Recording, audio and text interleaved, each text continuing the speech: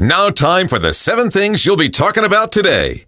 Number 7. A Jackson County judge dismissed the murder charge against Jerry Carl Hicks after a stand your ground hearing determined he was justified in the use of deadly force against Aaron Morris Nix in a altercation outside of a Mexican restaurant in 2023.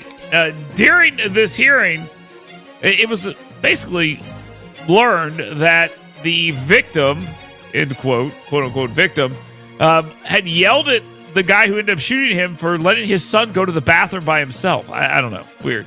They get into an altercation outside where the guy who ended up getting shot shoved him and hit him multiple times.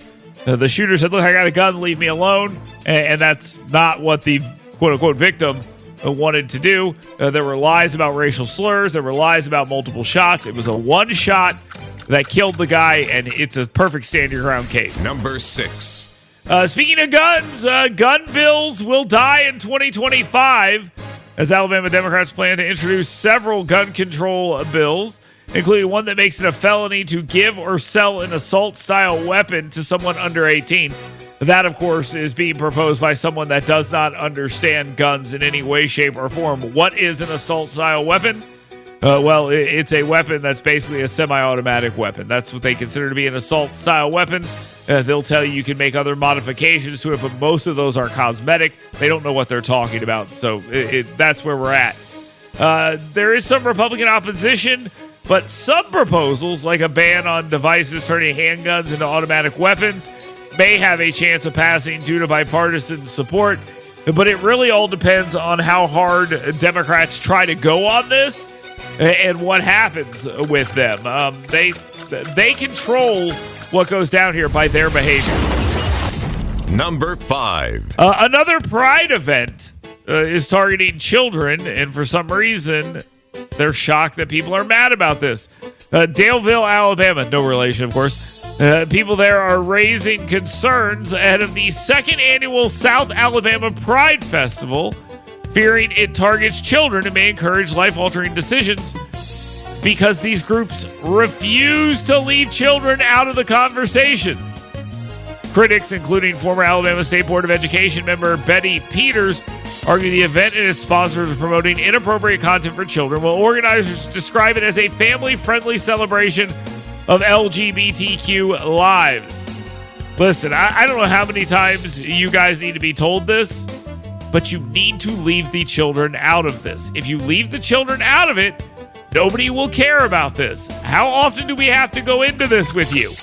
You keep concerning yourself with the kids, and so will we. Number 4. An investigation has been launched after a video showed a Hueytown police officer punching a man at a gas station during an arrest after the man pulled back from the attempted arrest. Yeah, that'll probably happen to you. Oh, Dale, you're bootlicking again. Okay, that's fine. I'm more than happy to hear that kind of stuff. But it's a white guy, so you're not hearing about the race of the individual involved. The officer is placed on leave while the incident is being investigated. I do like the AL.com headline. Ready? Here it is. Hueytown police caught on video punching a man at a gas station. Are they caught? Was it like a nefarious act? I mean, they were caught. Well, they must have been doing something wrong. No, they weren't doing anything wrong. The guy was, again, not complying and mixing it up with the cops. That's a pretty stupid thing to do. Investigation ongoing. Number 3. A Republican United States Senator from Ohio and Vice Presidential candidate J.D. Vance echoed concerns heard in Alabama and all over the United States about our flawed asylum process, which basically says, if you come here and say asylum, we'll say come on in. Now, he's accurately citing reports of animals being eaten. I don't know why I put reports in quotes, because there are reports, and that's what's happening. People are showing up at city council meetings talking about animals being eaten by these individuals who are coming here. The mainstream media will tell you, hey, this is all fake news, and anyone complaining about this is cruel and hateful. That's what they'll be doing. Next week, they'll be telling us, okay, some pets are being eaten. but it's actually good for these pets to be eaten. You guys just don't understand. This is an issue here in Alabama, but in Springfield, Ohio, they are seeing it on an even larger scale, but that's what's coming to your community. Number 2. Sylacauga Mayor Jim Heigl apologized for confusion caused by his untrue statements regarding Haitian migrants. So lies? Okay, all right. What are those lies? Oh, the lies were that he spoke to Tommy Tuberville and Katie Britt and Kay Ivey and Mike Rogers, senators, the governor, and members of Congress about all of this. And he had lied to the people and said, no, these people are all here legally and there's nothing you can do or should do about it. Be quiet, shut up, sit down, accept what's happened to you. Heigl explained that he lied because he's a liar and he likes to lie. He also said he referred to the presence of federally authorized work visas, but admitted he had no proof of direct communications confirming the migrants' legal status, nor any interactions with any of these elected officials. So he's a liar. Time for the number 1 thing you'll be talking about today. Former President Donald Trump has accurately claimed that the media will be rooting for Vice President Kamala Harris to win the debate and declare her the victor unless she melts down. Meanwhile, Harris surrogates like Pete Buttigieg, the transportation secretary. Did you know he's still doing that job? I had no idea, because you never hear them actually, talk about that. But there you go. Transportation Secretary Pete Buttigieg is lowering expectations and warning that the debate is Trump's arena and his to lose. You really have to like this. I mean, people go out before your big event and talk about what a tough road you have ahead of you. He noted that Vice President Harris needs, quote, superhuman focus and discipline in order to get this done. But here we go. This is his domain, and poor Kamala Harris is just kind of living in it.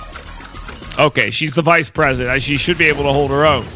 And now, what would be nice about this, but, unlikely, is that Harris and Trump will discuss policy matters, flip-flops, and job performances. But because all of those battles would generally favor Donald Trump, expect less of that and more of, David Muir being like, so what is brat? Are you brat? Are you brat? This is brat summer, right? Like that's what we're going to do. And we're going to have dumb conversations like that. So congratulations, America. You're about to get exactly what you deserve from your 2 presidential candidates. Oh, lowered expectations. Yes. I didn't think the expectations could be any lower, but yes, the expectations are incredibly low for this. Am I going to watch it? You bet your ass I am. Am I going to stream it on live? Yes, I'm going to do that as well at Facebook and Twitter.com/TheDaleJackson. You can follow me there, and I'll have this up, and you can follow it, and you'll probably enjoy it, because I know I'm really looking forward to this. Doesn't it sound like I'm looking forward to this? I'm really looking forward to this, and I cannot wait. Now, you may not be able to wait to get your opinions in here. If that is you, well, don't wait any longer, because you can get your opinions in right now. How? Well, very simple.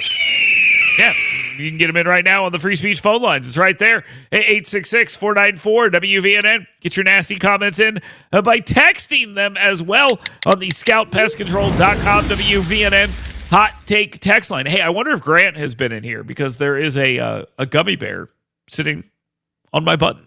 I just realized that.